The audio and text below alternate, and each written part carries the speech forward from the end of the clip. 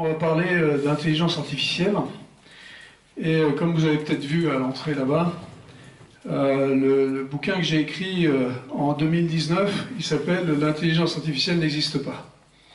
Alors c'est un peu embêtant, hein, parce que moi c'est ce que je fais depuis 30 ans. Donc ça veut dire que je ne fais pas grand-chose depuis 30 ans. Ou alors ça veut dire qu'il ne faut pas appeler ça comme ça. Ça veut dire qu'il ne faut pas appeler ça comme ça. Okay.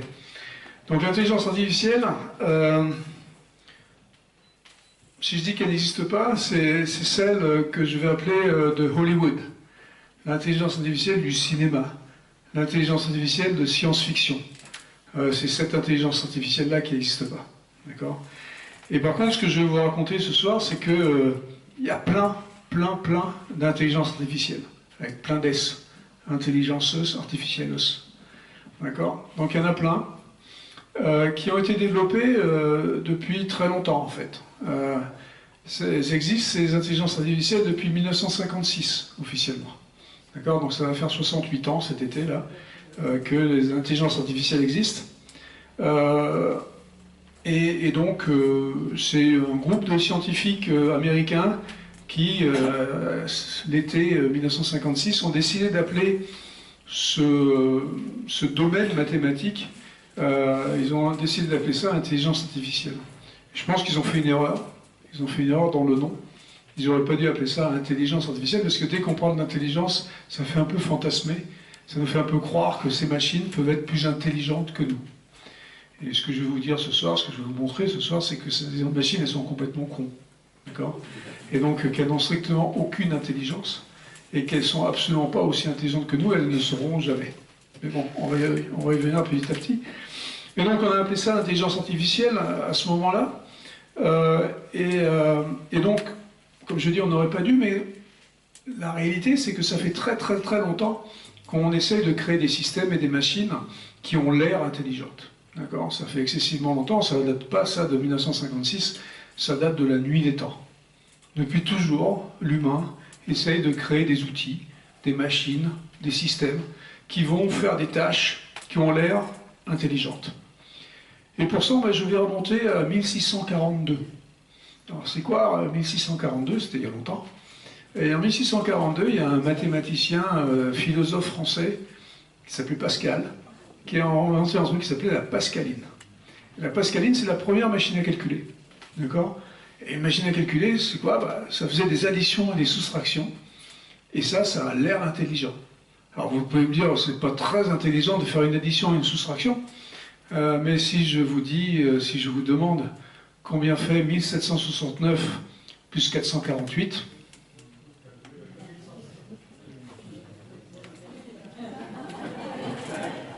c'est une question. Oui, je vous confirme, c'est pas la peine de gagner du temps. Hein.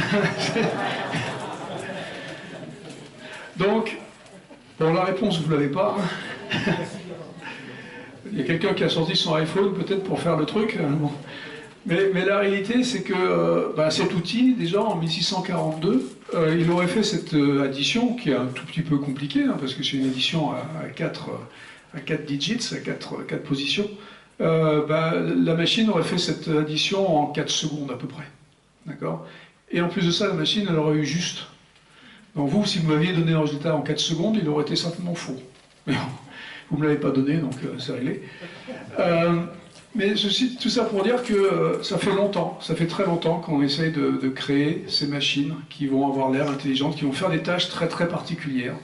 D'accord ? Et ces tâches très particulières, ces machines vont être très bonnes pour faire ces tâches dédiées au domaine qu'on décide de les faire, auxquelles elles peuvent s'attaquer.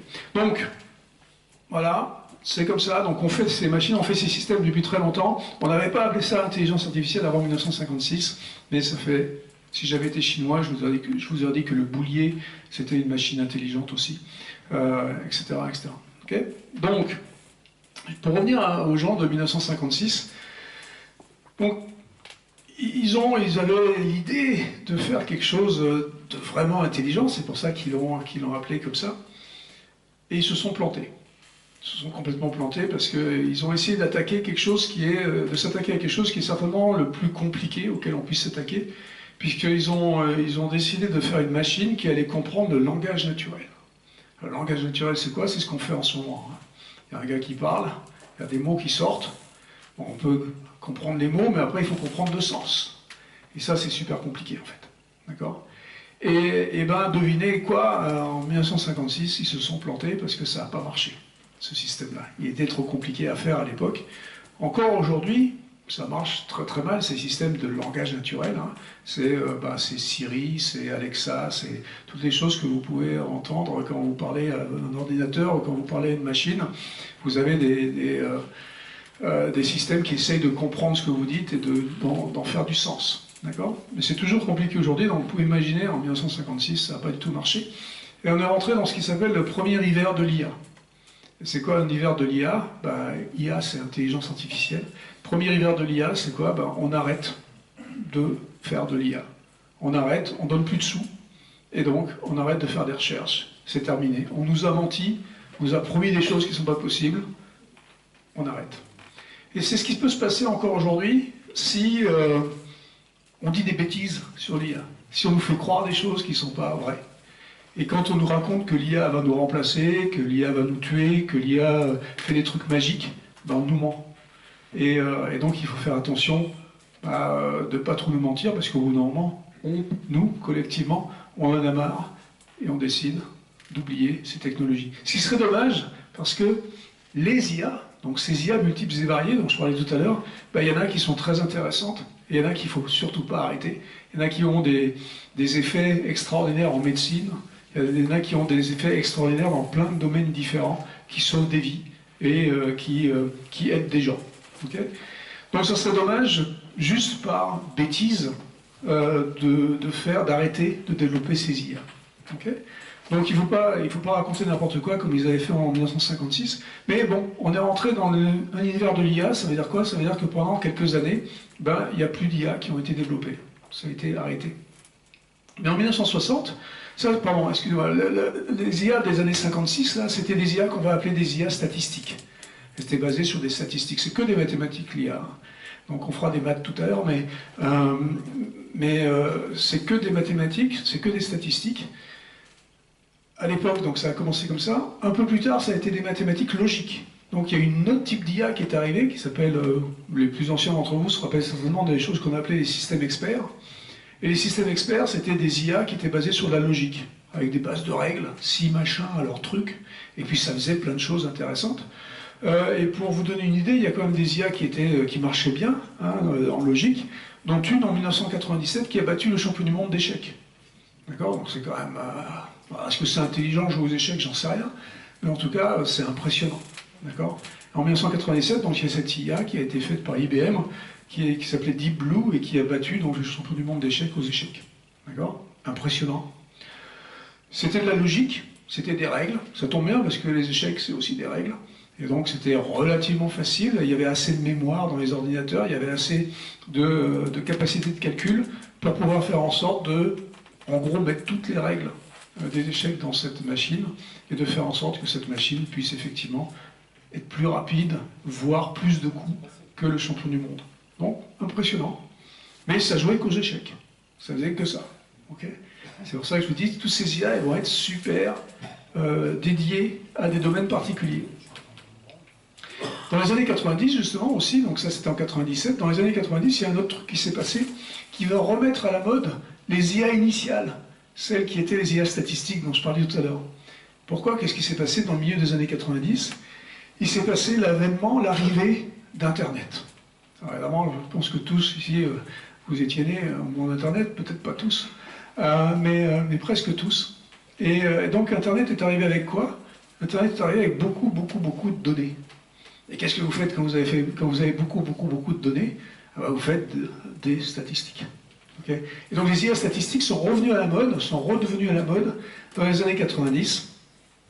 Et donc on a commencé à faire ce qu'on a appelé du machine learning.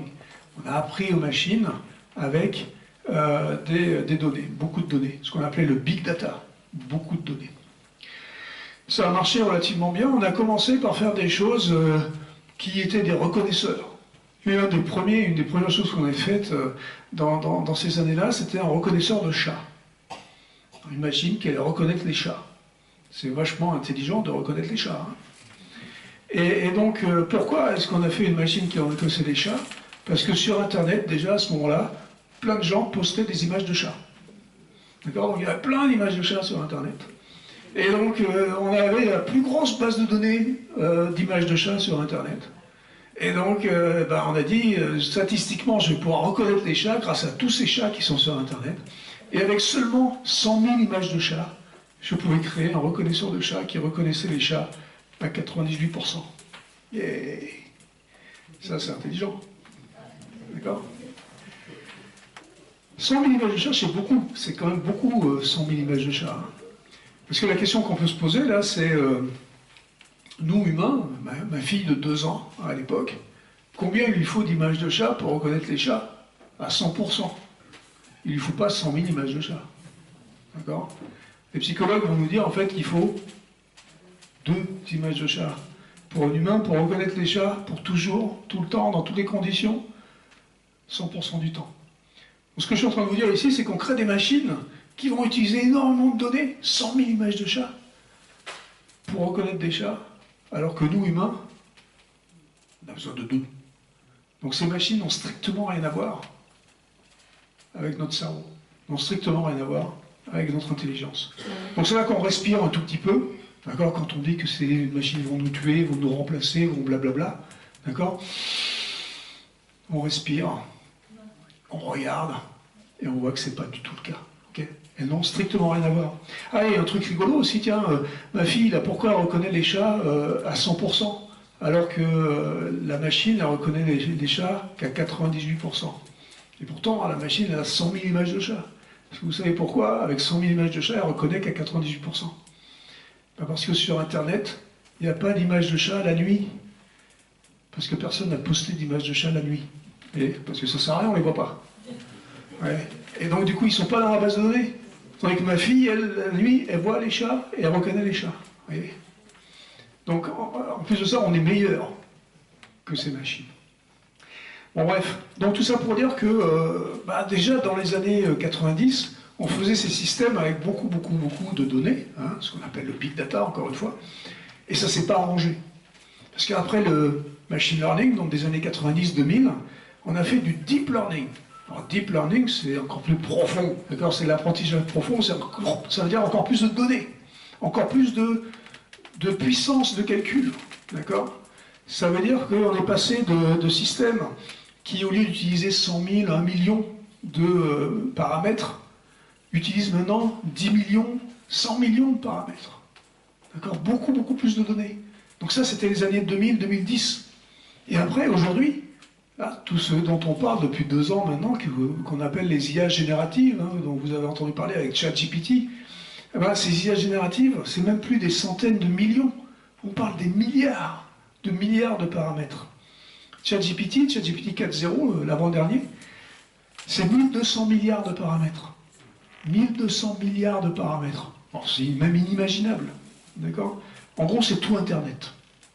On a collé tout Internet et on a mis ça, on a donné ça à manger aux machines et ça a créé un modèle qui est un modèle du monde, d'accord? Et que ChatGPT se base sur ce modèle du monde. Vous savez certainement que sur Internet, il n'y a pas que des trucs vrais. On vous l'a dit, ouais? Ouais, vous êtes étonnés, oui, je suis sûr. Mais donc, il y a beaucoup de bêtises sur Internet. Et bien, ChatGPT, il y a aussi beaucoup de bêtises. Okay. Il faut comprendre que si vous croyez ChatGPT dans tout ce qu'il va vous raconter, vous faites une grosse bêtise vous-même. Okay. Parce que ChatGPT va vous raconter des conneries. Souvent. Alors c'est difficile à quantifier exactement combien de bêtises elle va pouvoir vous raconter. Mais en fait, il y a des gens, des scientifiques qui ont fait des études et qui ont montré que ChatGPT 3.5, celui qui est encore avant, c'était 36% d'erreurs. 36% d'erreurs. Si vous avez un collaborateur qui fait 36% d'erreurs, c'est plus votre collaborateur. Ok? Vous le virez. Donc faites attention quand vous utilisez ChatGPT, dans un mode générique, général, il va vous raconter beaucoup de bêtises. Quand vous utilisez ChatGPT dans un mode beaucoup plus spécialisé, avec vos propres data, les données auxquelles vous allez faire confiance, là, vous allez pouvoir avoir un système qui marche beaucoup mieux et qui va être beaucoup plus pertinent. Mais bon, il faut savoir, il faut comprendre que ces IA, elles sont là pour vous donner des réponses. Elles ne sont pas là pour vous donner des réponses vraies. Okay, elles sont là pour vous faire plaisir. Vous posez une vraie question, elles vous répondent. Elles peuvent vous répondre n'importe quoi. Okay, donc il faut bien avoir ça dans la tête, et je pourrais vous donner des exemples un peu plus tard.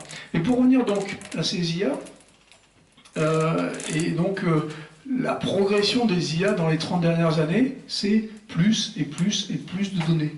Plus et plus et plus de capacité de calcul. En 2016, il y a un autre ordinateur qui a battu cette fois-ci le championnat du monde de Go. D'accord, le Go c'est rigolo, c'est un peu plus compliqué que les échecs. Aux échecs, il n'y a que 10 puissance 49 coups. 10 puissance 49 coups, c'est peu beaucoup. Mais au Go, il y en a 10 puissance 200 ou 10 puissance 600, on ne sait pas exactement, il y en a beaucoup, beaucoup, beaucoup. Okay, et donc on ne pouvait pas faire les mêmes trucs qu'on a fait avec les échecs, c'est-à-dire qu'on ne pouvait pas faire une base de règles, donc on ne pouvait pas faire de la logique, mais on a fait des statistiques.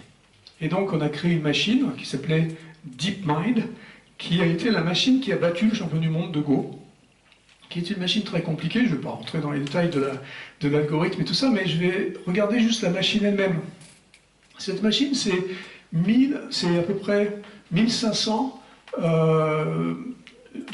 puces d'ordinateur. D'accord, c'est 1500 machins comme ça, là. D'accord. Cette machine, c'est à peu près 300 GPU. Les GPU, c'est un autre type de puces qui sont encore plus puissantes que les puces d'ordinateur comme celui-là. Et c'est un autre type de puce encore qui s'appelle des TPU. Bon bref, c'est 2000 ordinateurs. 2000 ordinateurs pour jouer au Go. Et ça ne joue qu'au Go. Ça fait que ça. 2000 ordinateurs. C'est 440 kilowatts. 440 kilowatts pour jouer au Go. Et donc là, ce que je vais vous demander, c'est exactement ce que je vous ai dit tout à l'heure sur ma fille de 2 ans. Le petit Coréen, la champion du monde, qui jouait au Go, lui, contre la machine, qu'est-ce qu'il a, lui? Il n'a pas 440 kilowatts. Il a ça. Et ça, vous savez ce que c'est? Alors, pas pour tous, hein, mais pour la plupart d'entre nous, ça, c'est à peu près 20 watts. La machine qui joue qu'au Go, elle fait 440 kilowatts, 20 000 fois plus que ça. Et ça, non seulement je peux jouer au Go, mais je parle, le truc compliqué, vous savez, le langage naturel. Je parle, je comprends, je fais la cuisine, je fais plein de trucs avec ça. À 440 kilowatts, la machine, elle ne fait que jouer au Go. Si je veux qu'elle joue aux dames, il faut toujours que je recommence. Je dois lui remettre encore, répéter 1 ou 2 centrales nucléaires pour pouvoir faire en sorte qu'elle joue aux dames. Donc encore une fois, ces machines n'ont strictement rien à voir avec nos cerveaux, avec nous, avec notre intelligence. Ok? Donc encore une fois, là en haut, respire. Ok?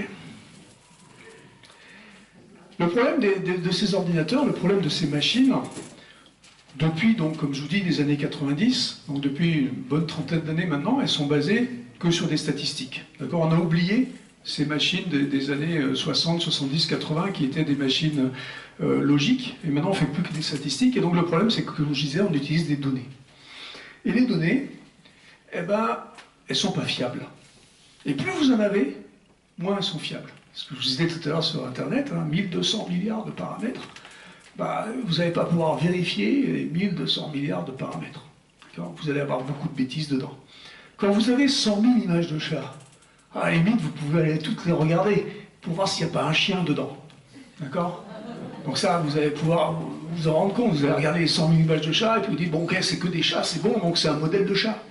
Mais quand vous avez 1200 milliards de paramètres, c'est plus long pour regarder. Okay, donc vous n'avez pas le temps, vous ne pouvez pas.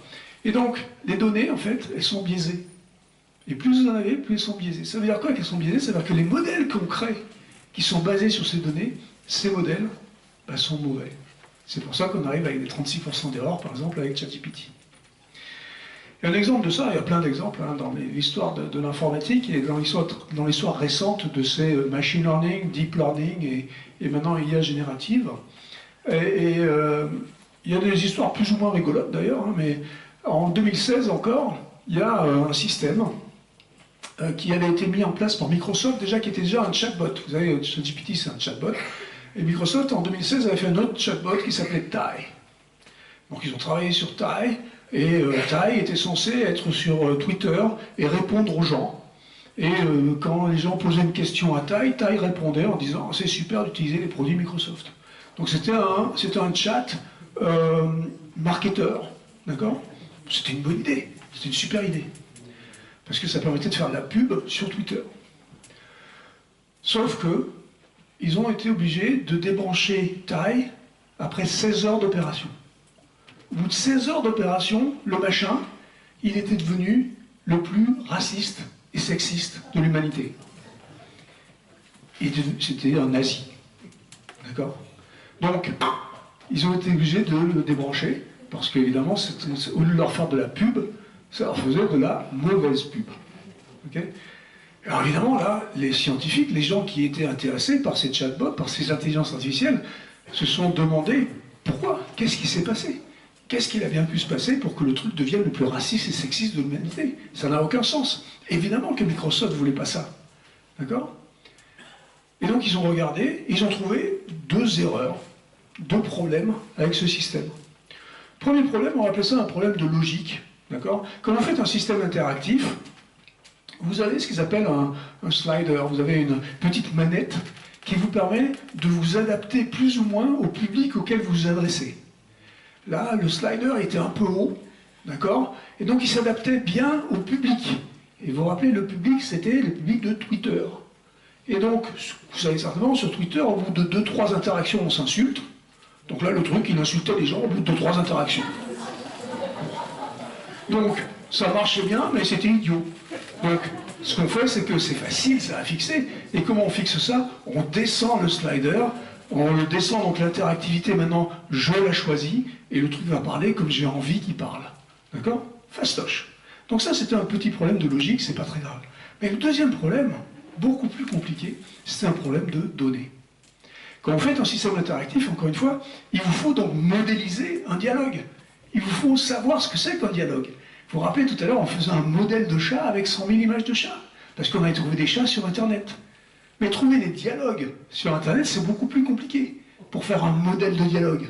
Et donc du coup, on n'a pas utilisé Internet, mais il se trouve qu'il y a depuis les années 50 aux États-Unis une base de données qui s'appelle Switchboard, qui est une base de données de dialogue. C'est quoi? C'est une base de données de gens qui appellent les call centers, qui appellent au téléphone, et qui disent « ma machine à laver est cassée, mon truc est pété, enfin je sais pas quoi ». Donc c'est enregistré, c'est retranscrit, c'est-à-dire qu'on a tous les mots, et c'est annoté. C'est-à-dire qu'on dit le gars il est énervé, le gars il était sympa, etc. etc. Donc c'est une base de données de millions de conversations qui existent, donc, depuis les années 50, et il y a des millions et des millions de ces conversations qui sont là et qui sont disponibles pour tous les gens qui font des systèmes de dialogue. Donc, évidemment, moi je vois très bien le petit stagiaire, là en 2016, on lui dit bah, toi tu vas nous faire Tai, et pour faire Tai, tu vas utiliser Switchboard. Donc le petit stagiaire, très bien, il va prendre le truc, il voit Switchboard, il voit ces millions de conversations, il dit je ne vais pas tout prendre, c'est trop, d'accord? Je vais prendre un sous-ensemble. Il dit qu'est-ce que je vais prendre comme sous-ensemble? Ben, je ne sais pas. Allez, je vais prendre le début de la base de données. Début de la base de données, c'est quoi? Années 50, Alabama. Alors pour ceux qui l'ont pas, d'accord? Années 50, Alabama, si vous êtes black, d'accord? Peut-être que ça se passe moyen en Alabama. Et donc le truc, il est intrinsèquement raciste, et donc il a fallu des toutes petites étincelles pour que le dialogue soit raciste. Et puis on a profité pour que ça soit sexiste, hein, pourquoi pas, tant qu'on y est. Hein. Donc voilà. Donc, tout ça pour dire que quand on choisit mal les données, eh ben, on crée des systèmes qui ne sont pas le reflet de ce qu'on a envie qu'ils soient. Okay? Mais le problème, c'est qu'encore une fois, plus on utilise de données, et plus c'est compliqué. Vous allez me dire, bah, c'est pas compliqué là. Il suffisait de balancer le machin et de mettre des datas qui étaient plus des années 90, des années 2000, où les gens étaient plus moins racistes, etc., etc. Ah oui, c'est une super idée ça. Mais le problème, c'est que dès que vous commencez à choisir les données, qu'est-ce que vous faites? Vous introduisez votre propre biais. Et qu'est-ce qui vous dit que vous avez raison? C'est votre éthique? C'est votre éthique personnelle? C'est l'éthique de votre compagnie? Moi, j'en sais rien si vous avez raison. D'accord? Donc encore une fois, les données, c'est super compliqué. Et malheureusement, tous les systèmes d'IA aujourd'hui sont basés sur beaucoup de données. Et donc, ils sont basés sur des trucs très très compliqués. Allez, on va parler d'autre chose maintenant. On dit souvent, et vous avez certainement entendu, que ces IA, les IA génératives ou pas, toutes les IA, là, dont on parle depuis une trentaine d'années, sont une boîte noire. C'est une boîte noire parce qu'en fait, c'est trop compliqué. Parce qu'il y a beaucoup de données, beaucoup d'algorithmiques, beaucoup de mots là, avec hic à la fin, compliqués. Hein. Et donc on dit, c'est une boîte noire. Je comprends rien. D'accord? Je ne peux pas faire confiance peut-être à ces trucs-là parce que justement je ne comprends rien. Ce qui est bien d'ailleurs. Si vous ne comprenez pas, c'est mieux de ne pas faire confiance. Mais bon, ce que je vais vous dire ce soir, en fait, c'est que il n'y a pas de boîte noire en informatique en général, mais dans les IA en particulier. Toutes les IA sont explicables. On parle souvent d'inexplicabilité quand on parle d'IA, mais en fait les IA sont complètement explicables. Elles sont explicables par qui? Par ceux qui les font. Les gens qui les font sont capables d'expliquer ce qu'ils font. Alors, ils peuvent faire des erreurs dans les données qu'ils prennent, on a vu ça, ils peuvent faire des erreurs dans les algorithmes qu'ils prennent, mais ils sont capables d'expliquer le système. Donc en fait, il n'y a pas d'inexplicabilité. Par contre, comme dans toutes les technologies depuis la nuit des temps, à chaque fois qu'il y a des gens géniaux qui inventent un machin, ils n'ont pas forcément la capacité d'expliquer correctement ce qu'ils sont en train de faire. D'accord? Donc ça a l'air d'une boîte noire pour plein de gens. Je vais vous donner le cas d'un mathématicien génial qui, en 1914, invente ou découvre une équation mathématique qu'il appelle les fractales. Alors pour ceux ici qui connaissent, qui ont compris le mot fractal au moment même où j'ai dit le mot, il s'est passé quelque chose dans votre tête. Pour ceux qui ne savent pas ce que c'est que les fractales, allez voir sur Wikipédia. Mais ce mathématicien génial, il s'appelait Gaston Julia. D'accord? Et Gaston Julia, donc, est un mathématicien de très haut niveau. Il écrit un papier en 1915 sur les fractales, et le monde mathématique découvre les fractales à travers ce papier. Et évidemment, tous les mathématiciens, en lisant le papier, parce que c'est des mathématiques un peu chevelues, un peu ardues, mais les mathématiciens comprennent. Mais pour la plupart des gens, quand ils voient cette équation qui est les fractales, c'est une boîte noire. C'est quelque chose, c'est une équation mathématique compliquée. Ça n'a aucun sens. C'est une boîte noire. 1955, 40 ans plus tard, ce brave Gaston est prof à Polytechnique, école à Paris. Et donc, il est prof à Polytechnique et il a un élève qui s'appelle Benoît Mandelbrot. Et Benoît Mandelbrot écoute bien Gaston et part aux États-Unis, chez IBM, travailler, et on lui donne un des premiers ordinateurs. Et Mandelbrot rentre dans l'ordinateur cette équation, l'équation de Julia, afin de l'afficher sur l'écran. Alors il en profite pour la renommer équation de Mandelbrot, on ne va pas se gêner, mais bon, ça c'est un autre problème. Et donc, à ce moment-là, apparaît à l'écran cette magnifique fougère. Pour les gens qui savaient ce que c'était qu'une fractale, quand j'ai dit le mot fractal, c'est le premier truc que vous avez eu dans la tête. C'est cette fougère, quand vous la regardez, à chaque niveau de la fougère, à chaque niveau des feuilles de la fougère, il y a la même fougère, et la même fougère, et la même fougère. C'est la propriété exceptionnelle des fractales, c'est la récursivité. C'est une propriété mathématique importante. Donc avec cette équation, on montrait une propriété mathématique fondamentale. Mais c'était incompréhensible, c'était une boîte noire en 1915, 1914. En 1955, juste avec le dessin, c'est devenu une évidence. On a compris la récursivité en regardant le dessin. Et c'est devenu une boîte complètement transparente. Ok? Alors pour ceux qui n'ont toujours pas compris mon histoire de fougère, c'est comme la vache qui rit, vous voyez? Non plus, bon, c'est pas grave. C'est pas très grave. Regardez la boîte de la vache qui rit la prochaine fois, peut-être que vous comprendrez. Bon. Donc, là, je suis pas en train de vous dire qu'on va pouvoir expliquer toutes les propriétés des IA facilement à travers des boîtes transparentes en attendant 40 ans ou des choses comme ça. Je ne suis pas en train de vous dire ça, mais je vous dire simplement que si on a envie d'expliquer les IA, on peut les expliquer. Ok? Allez, vous avez compris, je suis un peu énervé là, avec cette histoire de Mandelbrot et de Julia, donc je vais continuer à m'énerver tout seul. Je vais vous parler de la voiture autonome. Oui, parce qu'évidemment, quand je travaille chez Renault aujourd'hui, tous les gens me disent « tu travailles sur la voiture autonome ». Alors je les déçois en général beaucoup parce que je leur dis, la voiture autonome, niveau 5, le niveau ultime de l'autonomie, la voiture autonome n'existera jamais.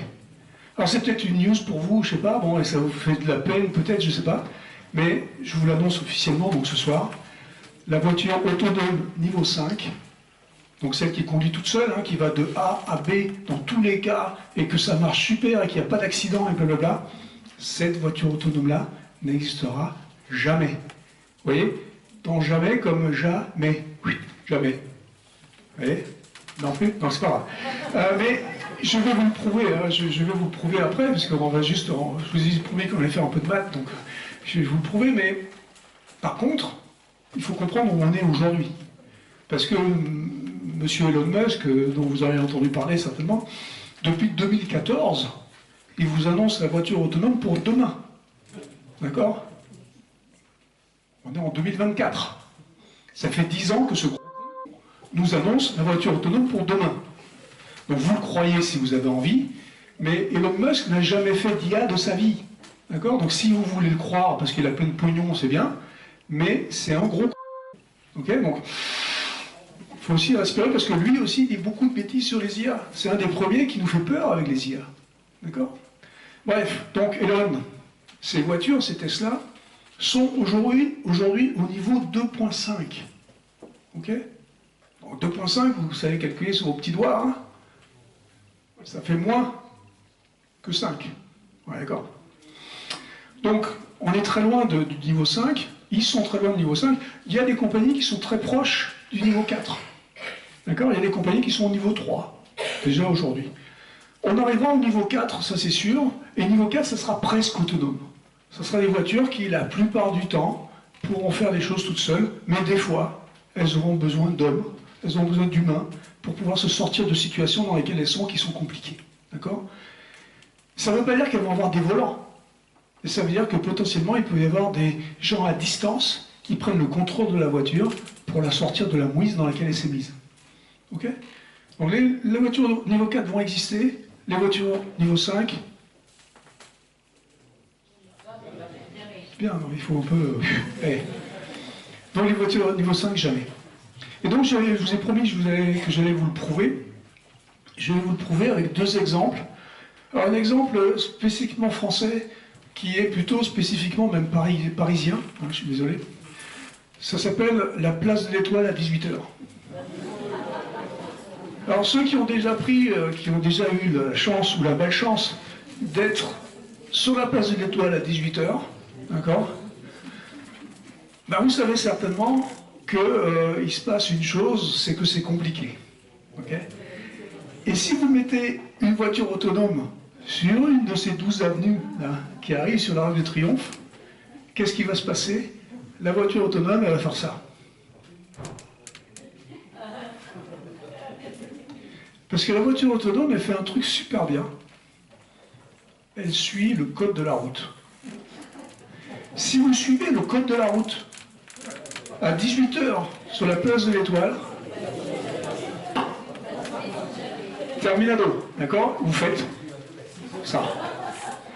Parce qu'il faut au moins, enfin il faut plusieurs qualités, on va dire, qui sont en plus du code de la route, en plus de la conduite, pour passer donc la place de l'Étoile à 18h. Il faut le pouvoir que je vais appeler de négociation, hein, d'accord, avec vos congénères. Ou alors, il faut le pouvoir de négociation. Et donc, à ce moment-là, bah, vous avez une chance de passer, parce que vous êtes rentré en contact avec vos congénères, et vous leur avez expliqué que c'est vous qui passiez.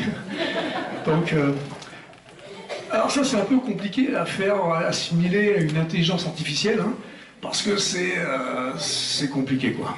D'accord.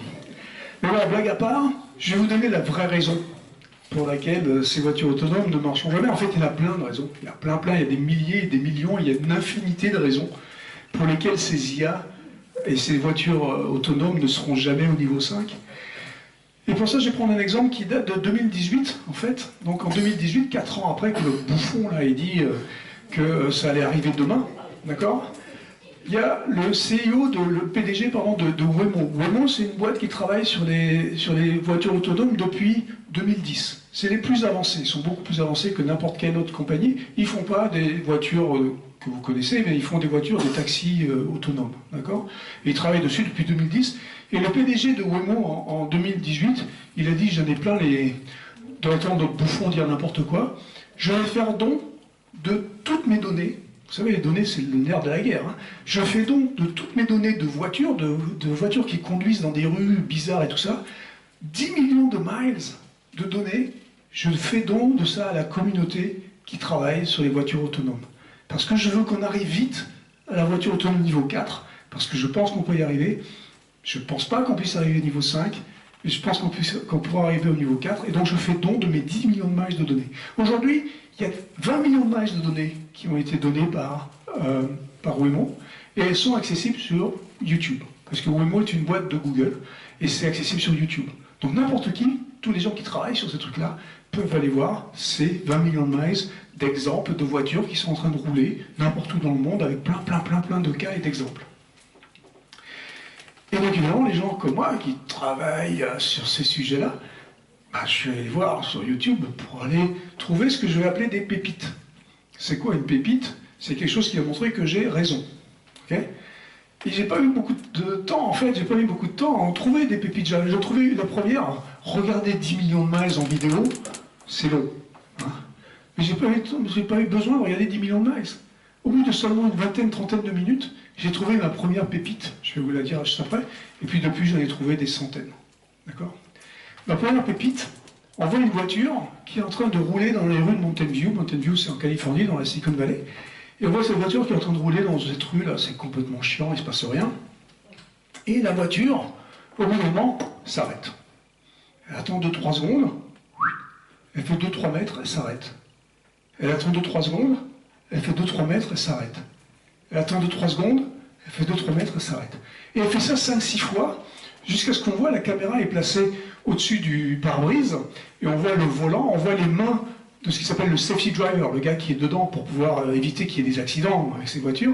On voit les mains d'une personne qui reprend le volant et qui s'en va, parce que les mecs derrière commencent à s'énerver. Pourquoi le bouffon devant il s'arrête tous les 3-4 mètres? Ça n'a aucun sens. Ça n'a aucun sens. Il n'y avait pas de circulation, ça n'a aucun sens. Jusqu'à ce que vous regardiez la vidéo d'un peu plus près. Et quand vous regardez cette vidéo d'un peu plus près, vous voyez que sur le trottoir, dans la même direction que la voiture, il y a 2 mecs qui marchent. Bon, jusque-là, il n'y a pas mort d'homme, hein, il y a 2 mecs qui marchent. Mais quand vous regardez bien, vous voyez que le gars qui marche, qui est le plus près de la chaussée, donc il marche dans la même direction de la voiture, sur son épaule, il a un panneau stop. Alors vous humains, qui avez un cerveau à 20 watts, là, vous vous rappelez, hein, vous humains, vous voyez un connard sur le bord de la route, qui marche avec un panneau stop, dans la même direction que vous humains, vous vous arrêtez pas. Si vous vous arrêtez, ou si vous avez l'intention de vous arrêter, passez me voir. J'ai 2-3 trucs à vous raconter, ok? Donc, la machine super intelligente, là, qu'est-ce qu'elle fait?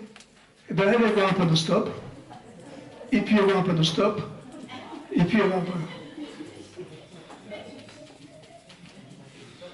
Qu'est-ce que vous voulez que je vous dise? Ces cas particuliers, exceptionnels, ça arrive jamais. Ça arrive pas qu'il y ait un bouffon avec un panneau stop qui marche. Ça arrive jamais, c'est jamais arrivé. C'est pas possible. On n'a jamais vu ça. Mais nous, humains, quand on n'a jamais vu ça, on s'adapte, on invente, on fait des trucs incroyables. On réagit, on a un cerveau pour inventer des trucs, pour inventer des situations. On n'a pas toujours raison, mais on s'adapte. L'IA, elle est basée sur des modèles qui existent déjà. Donc, le truc qui n'existe pas, elle ne comprend pas. Elle ne s'adapte pas. Elle ne réagit pas. Elle n'invente rien. Elle ne fait que remâcher, ressasser, répéter. C'est ça les IA. Bon allez, ça c'est réglé aussi. Donc en fait, quand on réfléchit bien à ce que c'est que ces IA, je vous l'ai dit déjà un peu tout à l'heure, bon, j'aime pas trop la définition même intelligence artificielle, parce qu'à partir du moment où il y a intelligence dedans pour des machines, je trouve que c'est pas bien. L'intelligence, c'est nous. Et moi, je vais garder l'acronyme, c'est pas un acronyme, mais je vais garder les 2 lettres IA, et je vais appeler ça intelligence augmentée. C'est notre intelligence qui est augmentée par ces outils. Ces outils, de temps en temps, pour des domaines très particuliers, vont nous aider à faire quelque chose. Ce sont des assistants qui vont nous aider à réagir, encore une fois, sur ces modèles, sur ces domaines particuliers. Alors il y a des fois, elles ne sont pas bonnes, ces IA. Donc ce n'est pas des outils. Si ce n'est pas des outils, ce n'est pas utile, par définition même, et donc on s'en fout, on ne les utilise pas. Mais par contre, pour plein de trucs, dans encore des tranches de domaines très très particuliers, elles vont être juste meilleures que nous. Exactement comme ce qu'on a vu tout à l'heure avec la machine à calculer. La machine à calculer, elle est meilleure que nous. D'accord? C'est comme ça. Et c'est très bien. Mais seulement pour faire l'addition et la soustraction. La machine à calculer ne va pas faire le café. Ok? Donc, une fois qu'on comprend que ces outils, multiples et variés, ils sont très utiles pour la définition même de l'outil, eh ben, on va les utiliser en conscience, calmement. Et moi, à la fin, ce que j'aime bien, c'est comparer ces outils, comparer ces IA à un marteau, qui est pour moi l'outil ultime. D'accord? C'est un outil super intéressant, le marteau, parce que bah, il fait bien son boulot, le marteau. Hein, planter un coup dans le mur avec un marteau, ça marche super bien. C'est mieux que mon poing. C'est un super outil. Okay? Mais le marteau, je peux l'utiliser à bon escient pour planter le clou. Je peux l'utiliser à mauvais escient pour taper sur la tête du monsieur ici.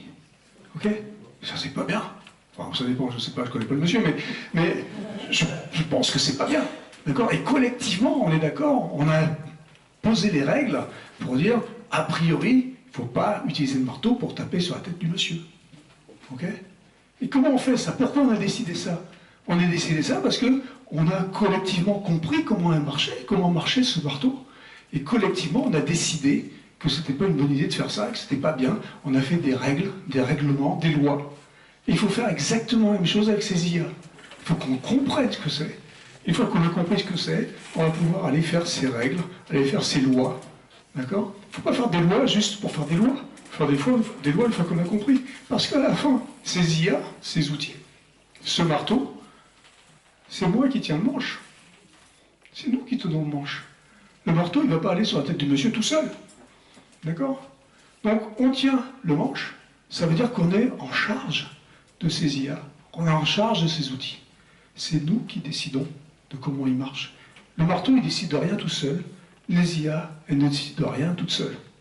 C'est toujours quelqu'un derrière, un groupe, une personne, qui développe ces IA dans un but particulier. Et pas forcément bien. On peut l'utiliser à bon et à mauvais escient. Mais c'est à nous collectivement, encore une fois, de décider si c'est bien ou si c'est pas bien. Alors si j'avais un petit tableau, un petit morceau de papier ou quelque chose, il n'y a pas un truc comme ça? Parce que si j'ai ça, je peux vous faire le dessin de la vie. Vous allez respirer encore là-dessus. C'est un machin qui va vous expliquer pourquoi, mathématiquement parlant, les IA jamais ne pourront être au niveau des humains. On va voir si Jean-Marie réussit à vous sortir un morceau de papier.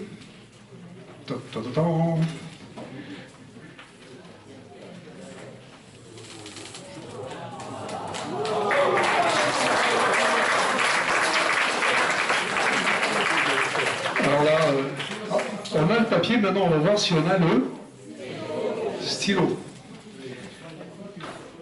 Et il est venu avec le stylo.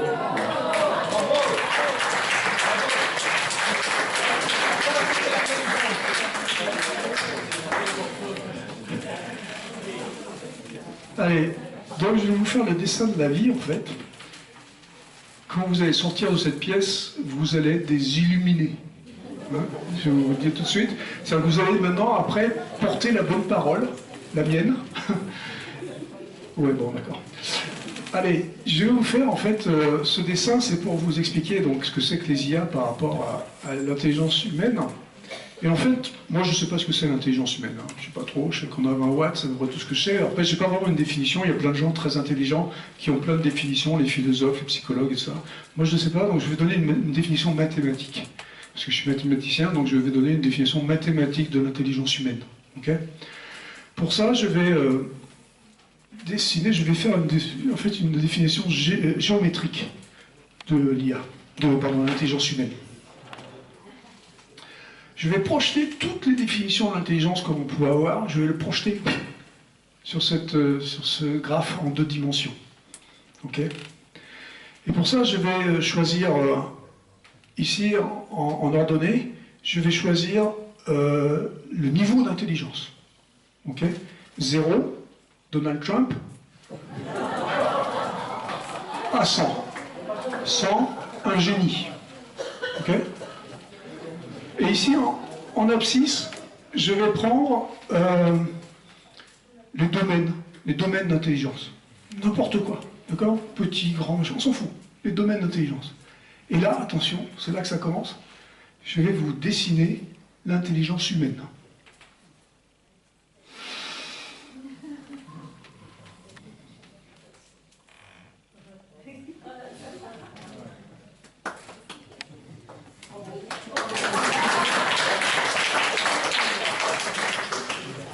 Alors, ça dépend des domaines, d'accord? On n'est pas des génies, ok? Mais on n'est pas complètement cons non plus. D'accord? Et puis, quel que soit le truc, surtout nous les Français, on peut le ramener.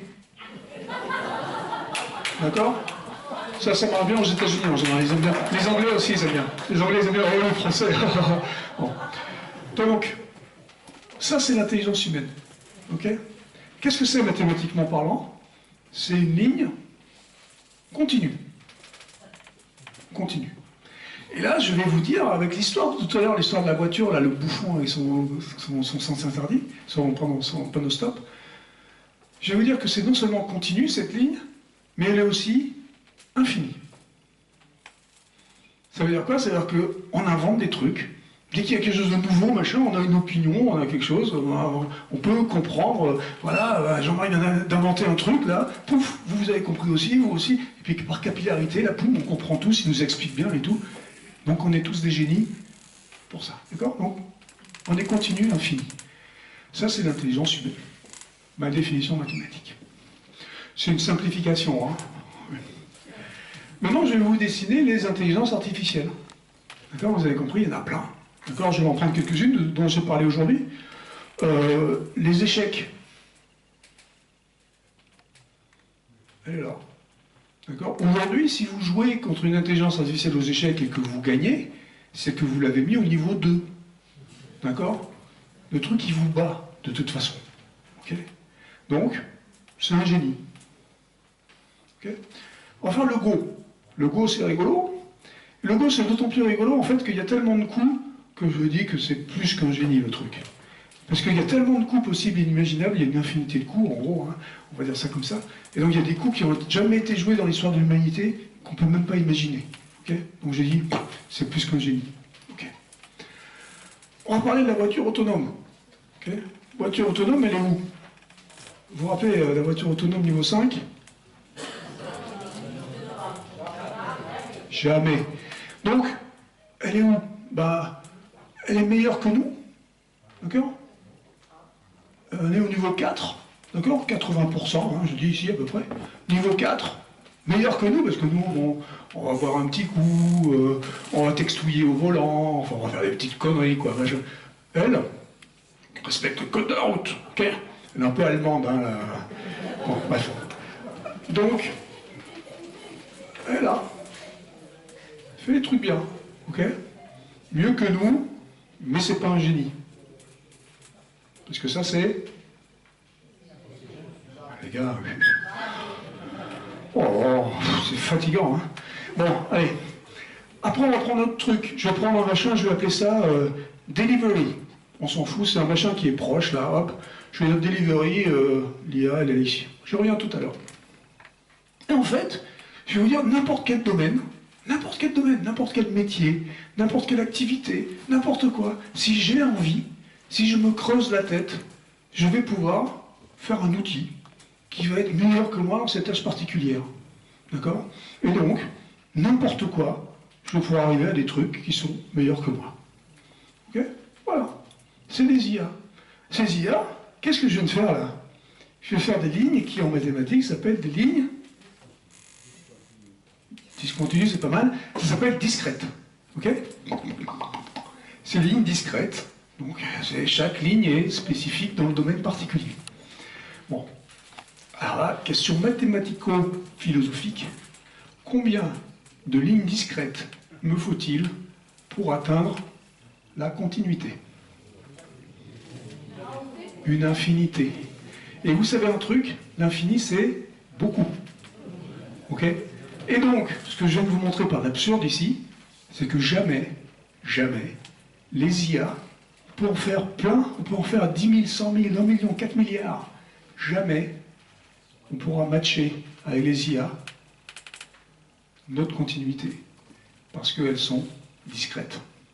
Alors les gens me disent, ouais, c'est pas mal, bon, c'est une définition par l'absurde, machin, c'est pas mal, mais quand on a deux IA qui sont très proches, on va pouvoir apprendre l'une avec l'autre, et par ce qui s'appelle du transfer learning, c'est une des méthodes, on va pouvoir dire que comme c'est très proche, ben on va pouvoir dire que peut-être, par capillarité, je vais pouvoir atteindre cette continuité dont je parle. C'est une super idée, mais ça ne marche pas. Et je vais vous dire pourquoi ça ne marche pas, parce que entre deux lignes discrètes, alors c'est chiant là, c'est les matins, mais entre deux lignes discrètes contiguës, donc qui sont l'une à côté de l'autre, qu'est-ce qu'il y a là, entre eux? Eh non. Il y a encore le truc qui fait chier là, hein. Il y a l'infini. Et ça c'est chiant l'infini, parce que ça veut dire quoi en fait? Ça veut dire que même si les domaines sont très proches, ça veut dire que de toute façon, il y aura des cas qui ne seront pas les mêmes, et que ces cas, il y en a en fait une infinité. Ok? Et donc, bon, ça, donc ça tombe à l'eau, et transfer learning à la poubelle, ça marche plus. Donc, ma définition tient toujours, on ne peut pas atteindre la continuité avec la discrétion. Et en plus, un truc marrant, là, le truc que Jean-Marie a inventé tout à l'heure, là, machin qu'il a inventé, qui nous permettait, nous, d'être infinis. L'IA, elle est où? Ce que vous avez fait là, l'IA, elle est où? Ben voilà. L'IA n'existe pas. Tant qu'eux, ils ne décident pas de la faire. D'accord? Tant qu'on ne décide pas de la faire. Voilà, alors ça, vous voyez, ce dessin-là, gardez bien dans la tête, et là, vous allez maintenant parcourir le monde et évangéliser cette vision simple. Je vous remercie beaucoup.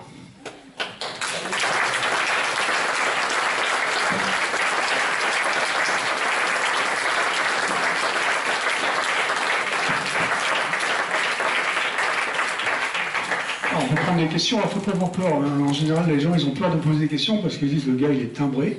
Donc, il ne faut pas hésiter. Hein. Le micro va arriver, il faut prendre son tour, par contre.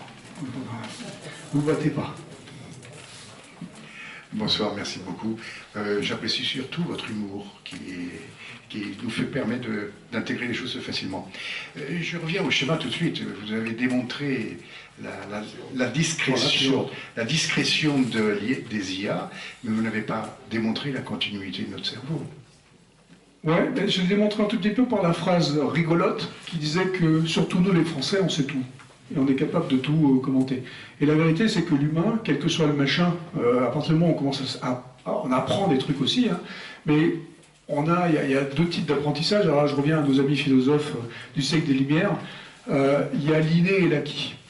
D'accord? Alors l'acquis, je sais à peu près ce que c'est, hein, c'est ce qu'on acquiert, donc c'est effectivement l'apprentissage. Et puis il y a l'inné. Alors l'inné, par contre, moi je suis un tout petit peu plus embêté pour en parler parce que je ne sais pas ce que ça veut dire.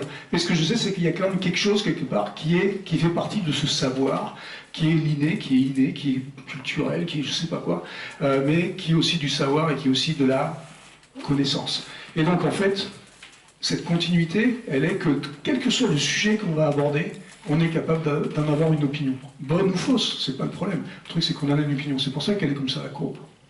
Donc, c'est pour ça qu'on peut considérer que c'est continu, parce que, encore une fois, quel que soit le sujet abordé, on est capable soit de l'apprendre, soit d'en avoir un sentiment.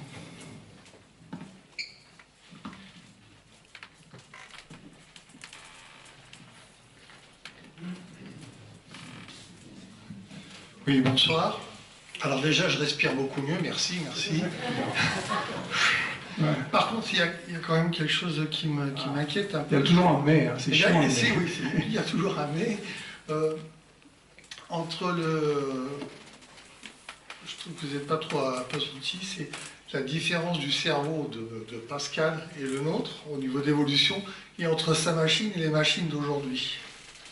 Et là, je pense que notre cerveau, qui ne fait que 20 watts, ne va pas évoluer énormément. Par contre, les machines, vous connaissez beaucoup mieux que moi, il y a un théorème qui explique que c'est exponentiel au niveau des puissances et tout ça. On ne suivra pas. On ne suivra pas, même si on a le marteau. Voilà, c'est un peu... Ce que vous venez de dire, en fait, c'est intéressant parce que c'est là. C'est dans cette infinité. C'est nous qui inventons les machines. D'accord ? Donc on est de mieux en mieux, on est meilleur et meilleur tous les jours parce qu'on a inventé de plus en plus de technologies et on est capable de les maîtriser de mieux en mieux. Il y en a certains qu'on maîtrise plus ou moins bien, hein.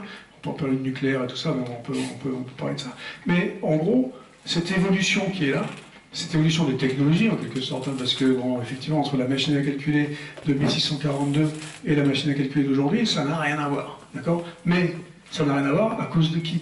À cause de la machine. Ça n'a rien à voir à cause de nous. C'est nous qui avons appris de plus en plus, de mieux en mieux, et qui avons fait évoluer ces technologies.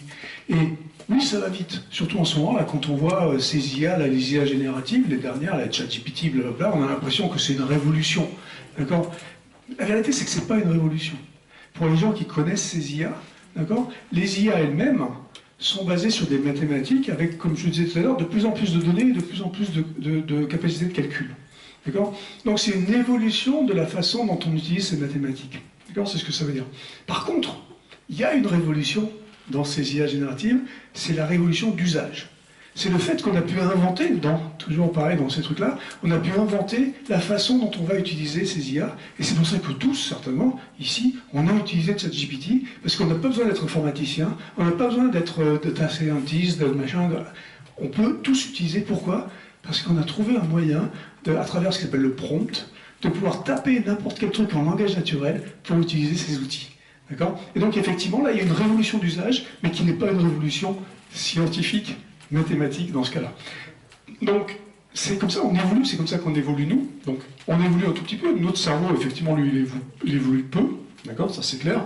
On voit qu'il y a des évolutions en 10 000 ans, on prend quelques grammes, machin, donc ça, bon, ça sert à rien. Mais par contre, nos capacités à abstraire, à inventer des trucs, elles évoluent de plus en plus. Et le fait qu'on soit de plus en plus aussi, qu'on soit de plus en plus éduqué, en général, l'éducation est la clé de cette évolution-là et du fait qu'on est capable d'inventer des trucs de plus en plus dans plein de domaines différents.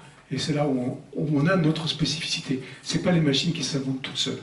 Donc il faut faire super attention de ne pas dire que la technologie, les sciences progressent toutes seules. C'est nous qui faisons progresser ces sciences. Oui, c'est donc nous, c'est donc une question de vouloir, et ce vouloir quand il s'applique au pouvoir. J'ai vu les drones sauveteurs, les drones pompiers, les drones qui replantent, donc vous êtes dans des domaines totalement différents, au service de l'homme, ou service ou son asservissement. Alors cette intelligence artificielle appelée, faussement artificielle appelée augmentée plutôt, quand elle est au service de la reconnaissance faciale, il y a des réfractaires ou des résistants ou des indignés qui lancent des contre-feux. Je pense notamment, et vous allez me donner votre avis, l'application de l'intelligence artificielle dans la reconnaissance faciale avec les erreurs qu'elle peut comporter. Il y a une peinture invisible qu'on peut mettre sur le visage pour tromper l'intelligence artificielle, et il y a une maison de mode en Italie qui a inventé des vêtements pour tromper cette reconnaissance faciale et cette intelligence artificielle. Alors qu'est-ce que des personnes comme vous, qui peuvent populariser justement la critique de cette intelligence artificielle, jusqu'où va aller le vouloir quand il devient un pouvoir, comme en Chine, et cette reconnaissance artificielle pour qu'il y ait des limites citoyennes à ces abus de pouvoir de cette intelligence augmentée. Ouais. Alors, comme j'ai un peu dit tout à l'heure, c'est nous qui avons le manche-marteau, donc c'est nous qui décidons de ces applications, si elles sont bonnes ou mauvaises, le marteau pour taper sur la tête ou le marteau pour taper sur le clou. Donc c'est nous qui décidons, d'accord? Donc effectivement, il y a des applications des IA qui sont dans des domaines particuliers bonnes ou mauvaises, d'accord? La reconnaissance faciale est intéressante, c'est une excellente idée de parler de ça, parce que vous savez certainement que l'Europe, Bruxelles, a décidé au mois de mars de cette année de sortir un truc qui s'appelle l'AI Act, qui est donc une des premières régulations au monde de l'IA. Okay, l'Europe est très forte à réguler, hein. On est très très fort à réguler nous. Et donc cet IA Act, c'était en réaction en quelque sorte des IA génératives, parce qu'on commençait à en avoir peur, et Bruxelles a décidé qu'il fallait essayer de calmer les citoyens en faisant cet AI Act. Le problème, c'est qu'on a été un peu vite en interdisant, parce que bon, je vous passe exactement comment ça marche, mais il y a 4 niveaux dans les AI Act. Il y a le niveau c'est OK, le niveau il faut faire attention, le niveau il faut faire très attention, le niveau c'est interdit. La reconnaissance faciale est dans le niveau c'est interdit. Parce que ce qu'ils ont fait, et l'erreur qu'ils ont faite, et j'ai pas de problème à parler d'erreur quand on parle de Bruxelles, l'erreur qu'ils ont faite, c'est qu'ils ont interdit une technologie. Ils n'ont pas interdit une application. Alors c'est beaucoup plus compliqué en fait d'interdire des applications. Pourquoi? Parce que des applications, il y en a beaucoup plus que des technologies. En l'occurrence ici, interdire la reconnaissance faciale pour ne pas faire du scoring social comme en Chine, bravo, c'est une excellente idée. Parce qu'effectivement, on n'a pas envie d'avoir du scoring social comme en Chine à cause du pouvoir et du vouloir, comme vous le dites. Donc c'est très bien. Mais le problème, interdire la reconnaissance faciale à un handicapé qui pourrait s'en servir pour ouvrir une porte, ça c'est idiot. Okay, et le problème aujourd'hui, c'est qu'on a tout mis dans le même sac. On a mis dans le sac de la technologie et pas dans le sac des applications. Et ça, aujourd'hui, on est incapable, tout scientifique qu'on peut être, on est incapable de savoir quelles vont être les applications de certaines de ces technologies. Et il ne faut pas s'interdire les machins comme ça, mettre ces grandes boîtes, parce qu'on fait des grosses erreurs potentielles. Et le problème d'un truc comme Bruxelles, je dis bien un truc, c'est qu'il n'y a pas de capacité de réaction qui soit assez rapide. Et donc s'il y a une nouvelle technologie ou une nouvelle application d'une technologie qui arrive, ça va être dans 5 ans qu'on va décider si c'est une bonne ou mauvaise application. Il n'y a pas d'agilité dans ces systèmes de régulation, surtout au niveau de l'Europe. Donc ça c'est un très très gros problème que nous, citoyens, on devrait combattre pour dire, les gars, ce qu'il faut faire, il faut commencer par s'éduquer. Ça aurait été bien d'ailleurs que les mecs de Bruxelles ils s'éduquent un tout petit peu sur les IA avant de pondre le machin, d'accord? Ils n'ont parlé absolument aucun scientifique IA avant de pondre le truc, pour être clair. Donc bref, donc il faudra avoir un peu plus de réactivité, ce qu'on n'a pas dans le système judiciaire en général, que ce soit en France que là. Je vous donne un exemple qui est intéressant pour l'interdiction. En plus de ça, on a plein d'histoires, on a plein de cas dans l'histoire qui montrent qu'il ne fallait pas interdire. D'accord? En 1980, dans les années 80, en France, on a décidé d'interdire la génétique, les manipulations génétiques. Vous vous rappelez certainement, la plupart d'entre vous, vers 80-82, on a interdit les manipulations génétiques. Pourquoi? Parce qu'on voulait éviter le jeunisme, machin, on voulait éviter certaines applications des manipulations génétiques. C'est une excellente idée. Mais le problème, c'est qu'on a interdit la génétique, les manipulations génétiques. Et ça, c'est une connerie monumentale. Parce que 15 ans plus tard, on s'est aperçu que il y avait plein de gens qui ne l'avaient pas interdit, qui devenaient très très forts en ce qui s'appelle la génothérapie aujourd'hui. La génothérapie qui est de la manipulation génétique, qui permet de fixer des cancers et des choses comme ça. Et on a pris un retard absolument phénoménal. On l'a réautorisé maintenant, mais on a pris beaucoup de retard. Donc il faut faire super attention quand on interdit des trucs globaux comme ça. Il faut avoir conscience du fait que, effectivement, on peut avoir ces technologies, elles vont être, quelque part, on est des pantins, où il y a certains qui vont nous diriger avec ces technos et tout ça. Ça, il faut en avoir conscience. C'est pour ça qu'il faut qu'on ne rentre pas dans ce qui s'appelle l'idiocratie, où on va devenir, nous, des idiots des technologies. C'est pour ça qu'il faut s'éduquer, c'est pour ça qu'on est là ce soir, c'est pour ça qu'il faut apprendre tout ça pour qu'on ait notre opinion, qui n'est pas forcément la bonne, mais c'est pas le problème. Mais au moins, on peut en discuter, et on peut après en discuter aussi avec les gens qui vont aller faire ces lois, aller faire ces réglementations. D'accord? C'est super, super important de s'éduquer sur ces sujets pour qu'on puisse avoir notre mot à dire dessus.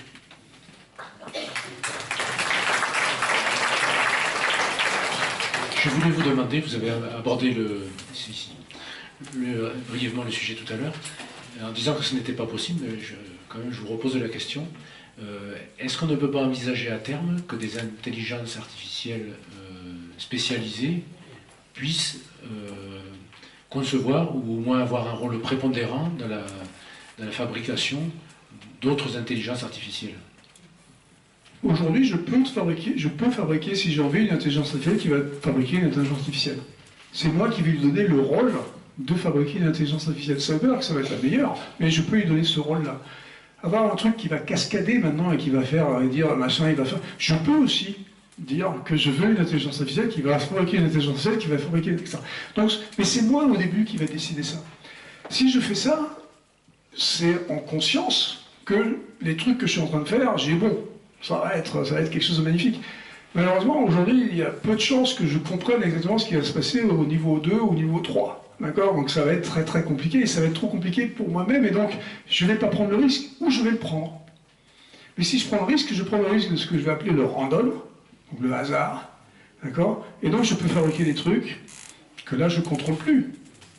Mais ça, je ne les contrôle plus, mais c'est moi qui ai décidé quelque part de ne pas les contrôler. D'accord? Donc pour ça, on a une autre analogie, qui est l'analogie de l'atome. D'accord? On a 1903, Marie Curie, qui décide de jouer un peu avec les atomes, là, machin, c'est super, une nouvelle source d'énergie, ça a l'air génial, tout ça, ça va nous permettre de faire plein de trucs rigolos. Bon, elle en est morte, elle s'est irradiée toute seule, mais effectivement, il y a tout un pan de cette technologie qui est complètement intéressante. Puis il y a un pan qui est un peu plus dangereux. D'accord? Et il a fallu faire quoi? Avec ce pan dangereux, il a fallu que nous, humains, en l'occurrence c'était les soviétiques et les américains, dans les années 70-80, fassent les accords qu'on appelle les accords SALT, qui ont dit, les gars, on va se calmer un tout petit peu, parce que là on est en train de faire péter la planète. D'accord?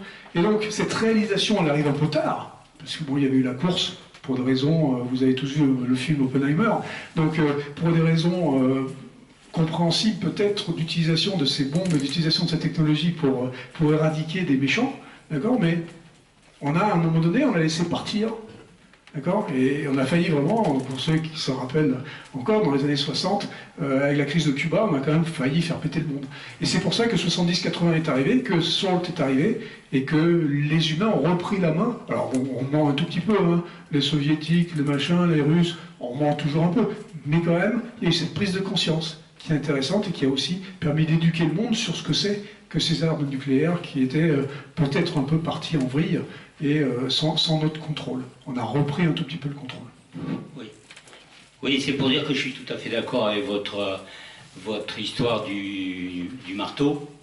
En fait, toutes les inventions de l'homme depuis l'origine, ce sont des outils. C'est-à-dire, c'est l'homme qui les a inventés. C'est donc l'intelligence humaine qui a imaginé, conçu et développé ces outils.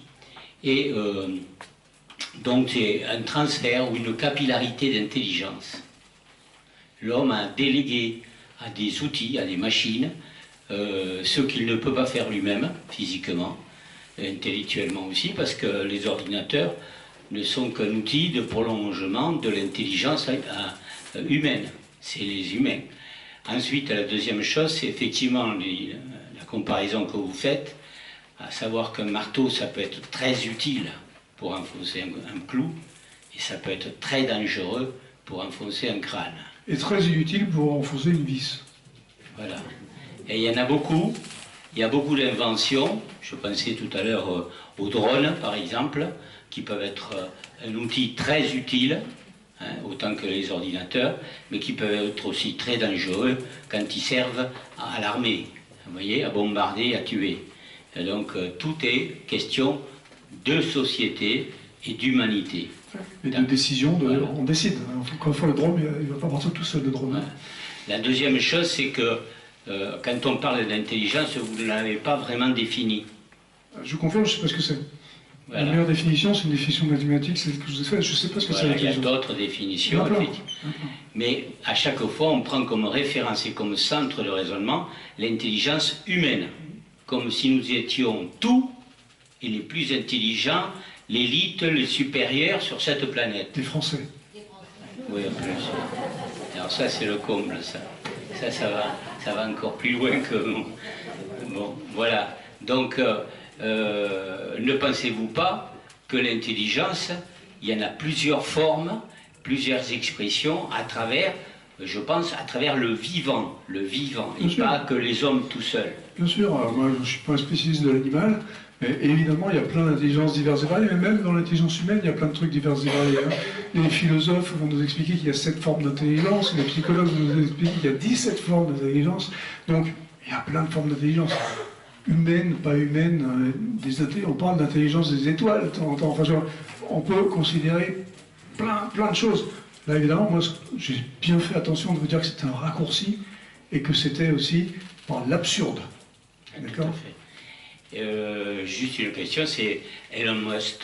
C'est pas le génie, rien à voir avec Einstein, mais non. Cet homme-là, c'est quand même un des plus riches, si c'est pas le plus riche, je connais plus le classement, sur la planète.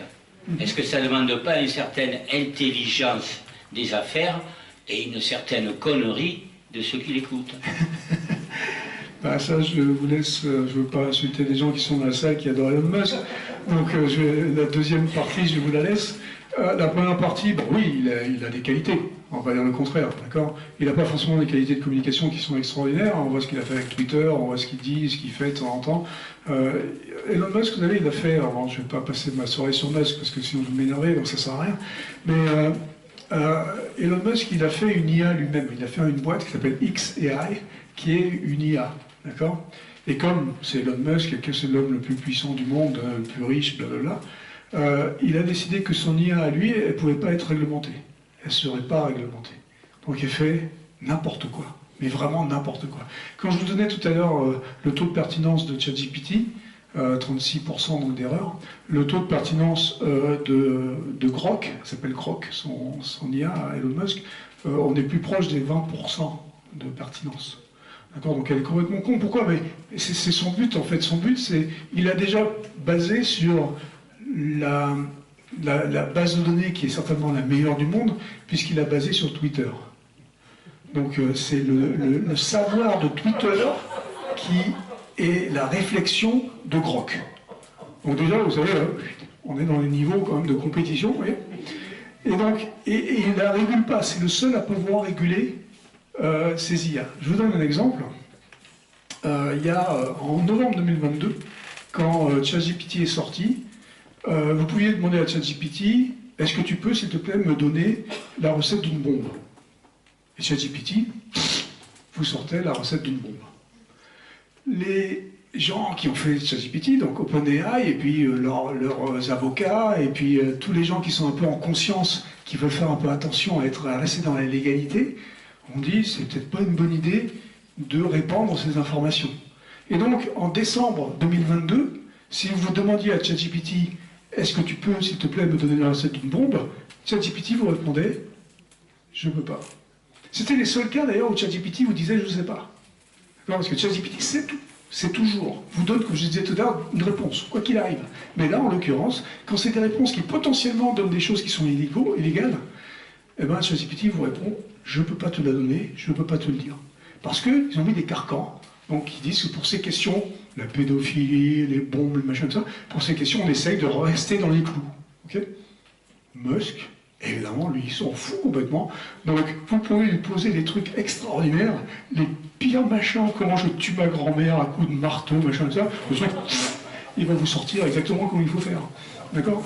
Donc, bon, c'est une décision.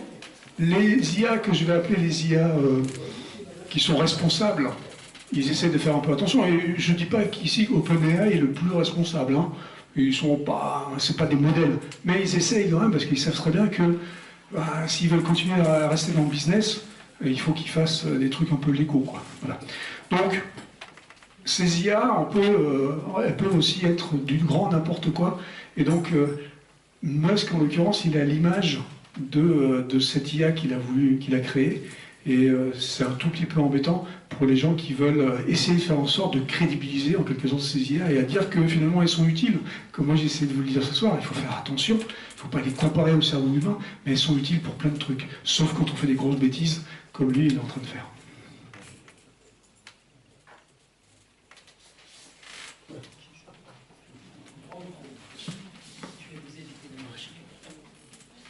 Oui, merci pour votre intervention de ce soir. Vous avez parlé de boîte noire, et je pense que les gens, en fait, font un amalgame souvent avec l'informatique quantique, qui donne souvent des résultats que l'on ne peut pas savoir comment ils ont été pondus par la machine. Et donc, les machines quantiques, qui sont des ordinateurs particuliers, effectivement, on les compare à des boîtes noires, et bon, peut-être que cet amalgame avec l'intelligence artificielle fait qu'on finit par dire « Ah ben ouais, ben c'est pareil, il y a des résultats, on ne les connaît pas, on ne cherche pas, ça nous dépasse ». Ça, c'est une première remarque. Et ensuite, j'ai entendu un reportage très intéressant sur l'usage de l'intelligence artificielle dans un domaine de la recherche. C'est des chercheurs qui cherchent à développer les batteries du futur et qui cherchent à concevoir de nouveaux matériaux qui répondraient à ce que l'on recherche, c'est-à-dire toujours plus d'autonomie, toujours plus d'endurance, toujours plus de rapidité au niveau de la recharge. Et donc, ils font appel à de l'intelligence artificielle. Alors, s'ils ne faisaient pas cette chose-là, ils devraient faire des tests sur des molécules, des atomes, et puis construire ces trucs-là et voir ce que ça donne, est-ce que ça marche, est-ce que ça ne marche pas. Mais en fait, il y a des millions de combinaisons possibles, voire peut-être des milliards. Et donc là, ils se sont dit, ben, on va modéliser ça, on va le mettre sous forme de modèle mathématique, on va rentrer ça dans une machine, et avec l'intelligence artificielle, et ben, c'est elle qui va faire le boulot à notre place. Et là, l'intelligence, elle est réellement augmentée, puisque au lieu de passer des décennies à chercher, peut-être même plus, les meilleures combinaisons d'atomes et de molécules pour créer ces matériaux du futur, ben en fait, l'intelligence artificielle va écrémer et sortir les candidats les meilleurs, les plus potentiellement intéressants. Et là, il y a un énorme progrès, et bon, je voudrais savoir si vous en aviez entendu parler. La réponse est oui. J'en ai un peu entendu parler. Oui, alors effectivement, je vais parler juste de l'ordinateur quantique rapidement, on ne va pas faire non plus un truc là-dessus, mais l'ordinateur quantique n'existe pas aujourd'hui. Hein, pour être très clair, il y a des simulations d'ordinateur quantique, l'ordinateur quantique n'existe pas. Les méthodes mathématiques d'intelligence artificielle dont on parle aujourd'hui ne s'appliquent absolument pas à l'ordinateur quantique. Absolument pas. L'ordinateur quantique est par définition même du quantique un ordinateur physique. D'accord, physique-chimie, physique. Et donc, du coup, tous les algorithmes, tous les trucs qu'on pense quand on pense informatique d'aujourd'hui et IA d'aujourd'hui, c'est pensé en mathématiques. 0, 1, voilà. D'accord ? Donc ça, c'est des maths.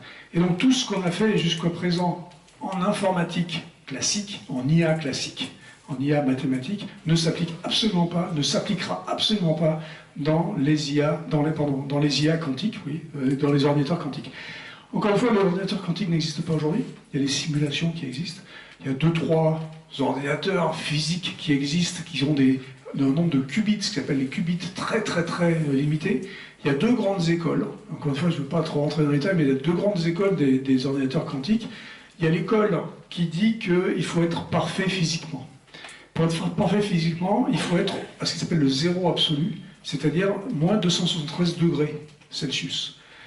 Ça veut dire quoi? Ça veut dire qu'il faut énormément d'énergie pour pouvoir stabiliser les atomes à cette température-là. Ça veut dire quoi? Ça veut dire que c'est absolument pas viable de créer des ordinateurs quantiques, des ordinateurs qui vont être à cette température. Donc, il y a la deuxième école, qui est l'école qui dit on va essayer de les faire en température ambiante, mais si on fait ça, il faut corriger les erreurs qu'on a parce qu'on n'est pas à moins 273 degrés.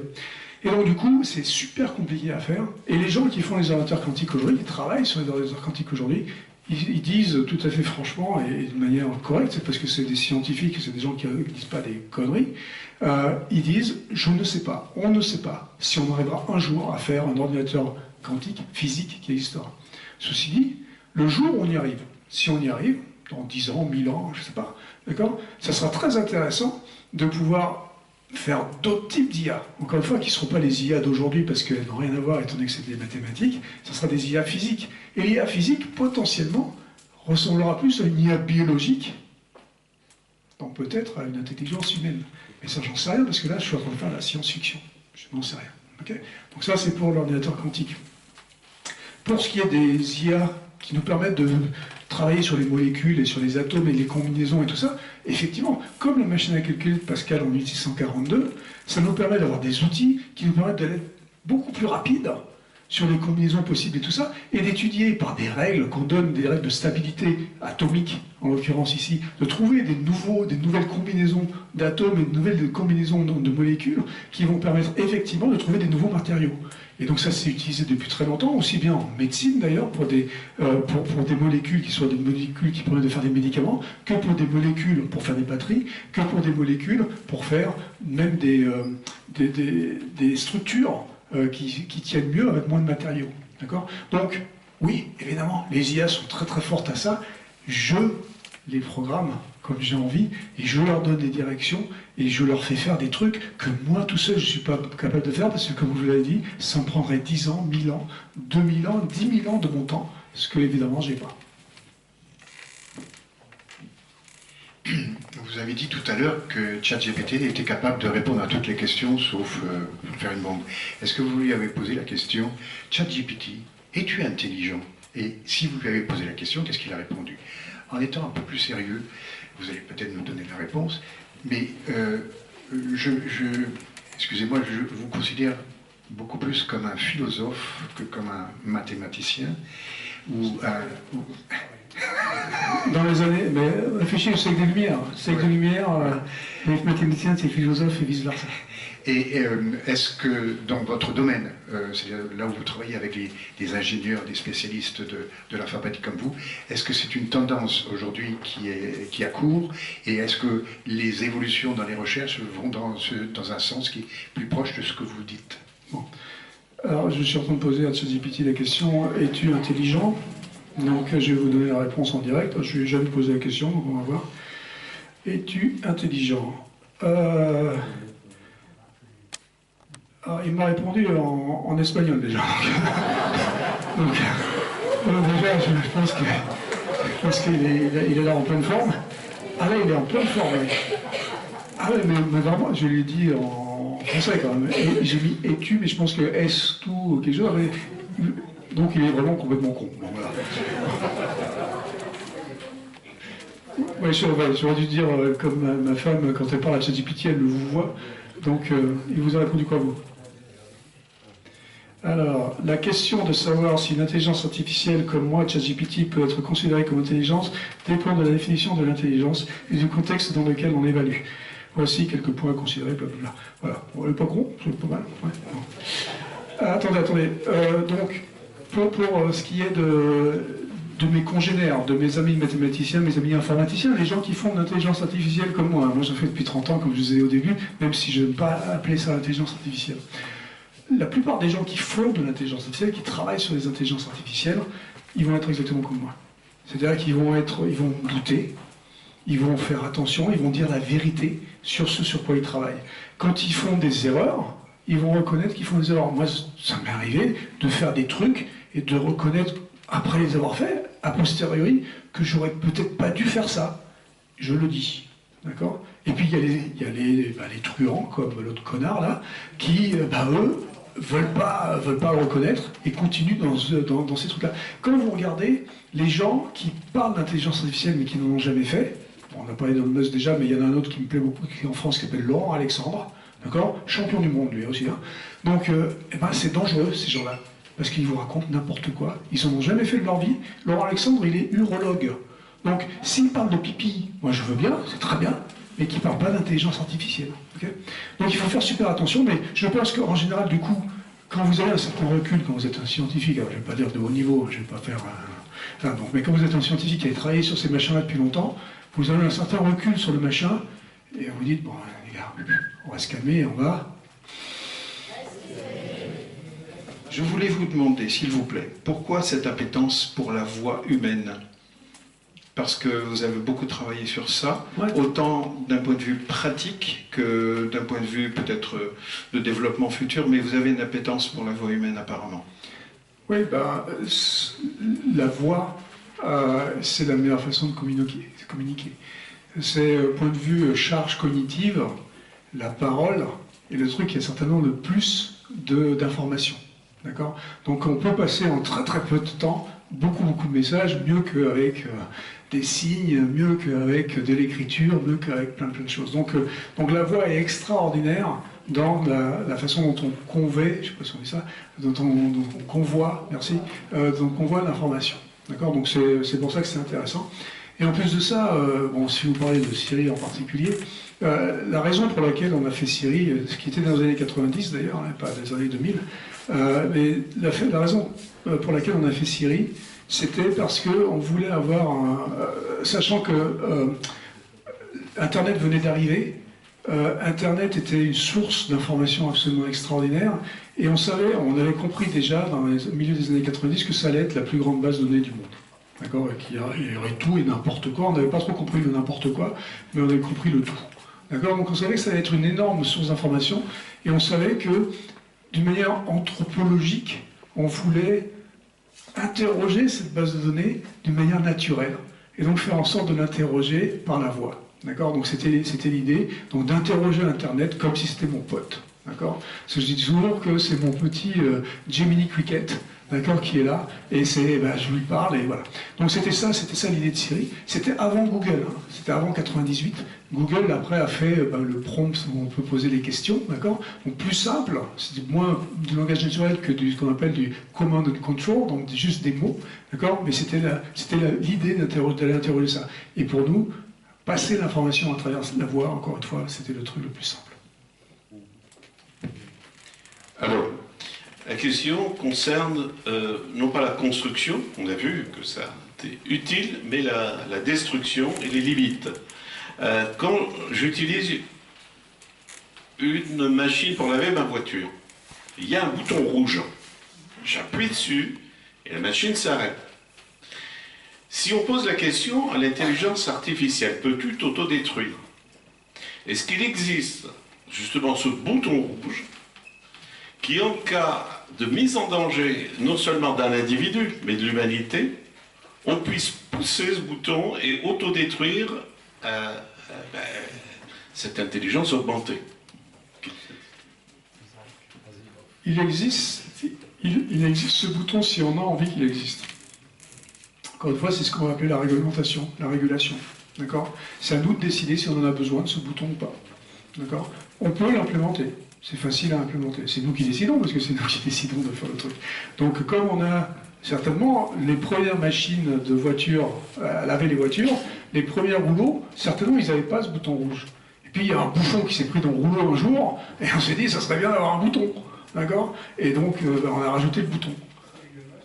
Peut-être Elon Musk. Mais voilà, donc, du coup, aujourd'hui, on n'a peut-être pas compris qu'il fallait le bouton. Il y en a peut-être qui ont compris qu'il fallait le bouton. Donc c'est à nous de voir si la régulation doit amener ce bouton.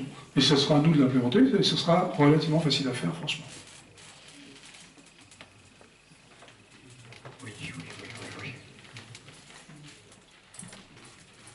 Est-ce que l'IA peut rivaliser avec les artistes?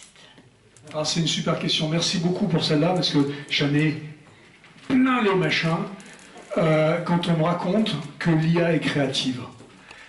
Le vocabulaire est super important. Comme je vous disais tout à l'heure, je pense qu'on a fait une grosse erreur dans les années 50 quand on a appelé ça intelligence artificielle, parce qu'on n'aurait pas dû appeler ça intelligence, parce qu'il n'y a rien d'intelligent, comme j'ai essayé de vous le montrer un tout petit peu, d'accord? Bon, maintenant IA est rentré dans le langage commun, donc c'est comme ça depuis 68 ans, donc bon, ok. Maintenant, récemment, on a appelé ces IA génératives, IA génératives. Et on ne les a pas appelées IA créatives. Et là, on ne s'est pas trompé. Parce que ce sont des IA génératives. Et les IA génératives, elles ont quelque chose d'extraordinaire, c'est ce que je disais tout à l'heure, c'est qu'elles ont ce prompt, cette facilité d'utilisation. Et ce prompt, il va nous permettre d'être encore plus créatifs. Parce que maintenant, facilement, je vais pouvoir lui demander, par exemple, dessine-moi une vache verte sur la tour Eiffel. D'accord?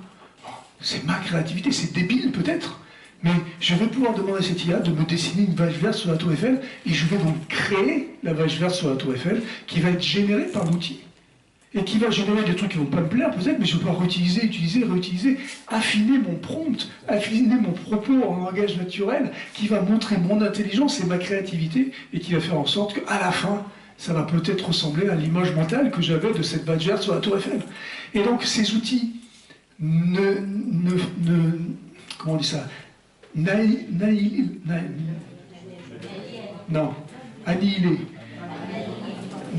pas ma créativité, mais au contraire, la booste. Et c'est exactement ce que j'ai expliqué à mes designers, parce que mes designers avaient très peur. Il y a plein de catégories socio-professionnelles qui ont très peur de ces IA. Les journalistes, c'est pour ça d'ailleurs qu'ils nous racontent n'importe quoi. Parce qu'ils ont tellement peur qu'ils veulent vous faire peur, pour vous dire ça va nous remplacer, parce qu'ils ont peur que ça les remplace. Mes designers, quand ils ont commencé à dire, quand j'ai commencé à leur dire on va utiliser les IA, on va utiliser les IA génératives, ils ont dit non, ça va prendre ma créativité, ça crée. J'ai dit non, ça ne crée pas, ça génère. Et regardez les gars maintenant, vous allez pouvoir utiliser l'outil et vous allez pouvoir faire des trucs. Alors maintenant ils me font des trucs débiles complètement. Il y en a un récemment qui m'a produit un truc, dessine-moi un fauteuil de voiture avec des poils jaunes et des oreilles rouges. D'accord, le truc, ça a généré un fauteuil de voiture avec des poils jaunes et des oreilles rouges. Bon, on va pas le faire, hein, mais voilà, mais sa créativité, il est parti, il fait beaucoup plus de brouillon, il fait beaucoup plus, et donc du coup après, ça le stimule, et à la fin, il fait des trucs géniaux, d'accord? Et ce que je leur ai expliqué, en fait, c'est exactement ce qui s'est passé il y a 35 ans avec Photoshop. Vous vous rappelez plus, parce que c'est comme ça, mais quand il y avait Photoshop qui est arrivé, vous étiez tous à dire « Attends, moi j'ai mon crayon au pied, je suis costaud, j'ai pas besoin de ces outils de merde d'informatique là. » Bah si, maintenant tu peux pas t'empêcher de l'utiliser parce que la petite boule là, qui va être une super boule avec le bon éclairage et tout ça, qu'avec Photoshop tu vas faire en 2 secondes et demie, avec ton petit crayon, ton petit papier, tu as mis 2 jours et demi pour le faire. D'accord? Donc voilà, donc c'est exactement la même chose, c'est des outils puissants. Et ça reste un outil, mais ma créativité, notre créativité, reste du côté de l'humain, grâce au prompt qui nous permet d'être encore plus créatifs. Merci. À la prochaine.